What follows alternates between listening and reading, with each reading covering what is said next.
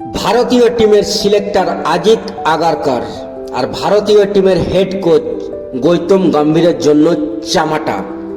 জি হ্যাঁ বন্ধুরা, আজকের দিনে তাদের জন্য চামাটা, দুজনের জন্য।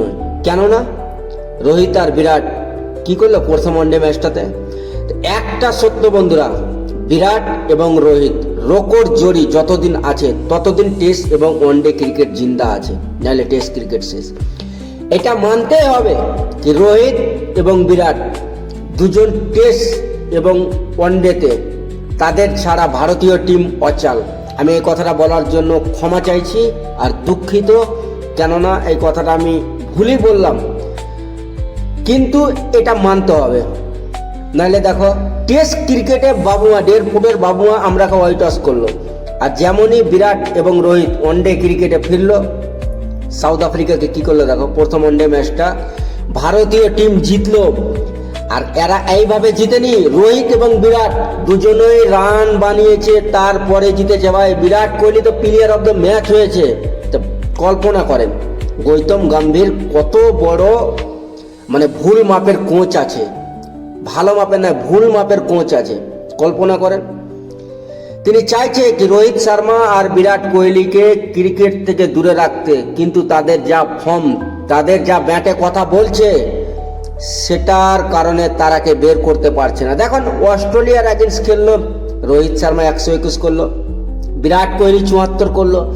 সাউথ আফ্রিকার এগেন্স্ট প্রথম ওয়ানডে ম্যাচে বিরাট কোহলি শতক 135 রান করেছে, আর রোহিত শর্মা 57 রান করেছে। তারা মুখে কথা বলে না, তারা নিজের ব্যাট দিয়ে রান করে জবাব দেয়। তো এই জিনিসগুলোকে চোখে পড়ে না গৌতম গম্ভীর এবং সিলেক্টরের আজিত আগারকারের? তারা কি কচু খেয়ে বসছে নাকি? তো ভাই বিরাট কোহলি কি আর বলবো, তার তো কথা বলাই যাবে না, কেননা তিনি যা দুর্দান্ত ইনিংস খেলেছে আজকের ম্যাচে সাউথ আফ্রিকা এবং ভারতের প্রথম ওয়ানডে ম্যাচটাতে 135 রানে ইনিংস খেলে ভারতকে জিতিয়েছে ভাই। আর রোহিত শর্মার অবদান একটা বড় ছিল, তিনি 57 রান করেছে, আউট হয়ে গেছে, কিন্তু দুজনের পার্টনারশিপ 100 রানের করেছিল, ম্যাচটাকে ভালো জায়গায় নিয়ে গেছিল। তারপরে রোহিত শর্মা আউট হয়েছিল, আর বিরাট কোহলি 135 রান করেছিল, রোহিত শর্মা 57 রান করেছে। সিলেক্টরদের মুখে এটা চামাটা। তো বন্ধুরা, তোমরা বিরাট আর রোহিতের খেলা তো দেখলে, এতে বলার কিছু নেই। তাদের ব্যাট থেকে এখনো অনেক রান দেওয়া বাকি আছে, কেননা তারা যে ফর্ম, তাদের বয়সের সংখ্যাটাই বেড়েছে। তাদেরকে দেখে এত ফিট মনে হচ্ছে কি তাদের এখনো মানে 17, 18, 20 বছরের ছোট মানে বাচ্চা লাগছে। সত্যি বন্ধুরা, তাদের ফিটনেস দেখে মনে হবে কি 20 বছরের, কিন্তু বয়স 32, 33, 35, 36 যাই হোক না কেন, সেটা ম্যাটার না। তিনি ব্যাট দিয়ে রান করছে যতদিন, ততদিন তো টিমে রাখো। তো না, তাদের পিছনে রেখে গেছে। রোহিত বিরাট কবে টিম থেকে বের হবে, কবে তারা ক্রিকেট ছাড়বে, তাদের মাথা ব্যথা এখানটাই।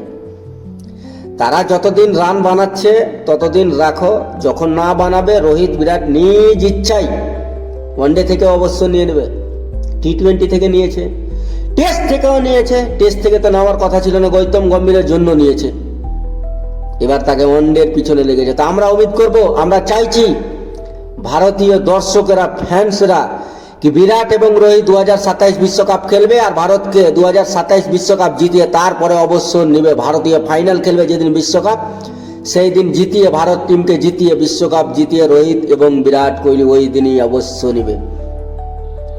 তো বন্ধুরা, তোমরা যদি বিরাট এবং রোহিতের ফ্যান্স থাকো, তাহলে এই চ্যানেলটাকে সাবস্ক্রাইব করে একটা লাইক করো, আর লিখা দাও কমেন্টে ভরে ভরে বিরাট এবং রোহিত রেকর্ড জড়িয়ে আমরা 2027 ওয়ার্ল্ড কাপ দেখতে চাই।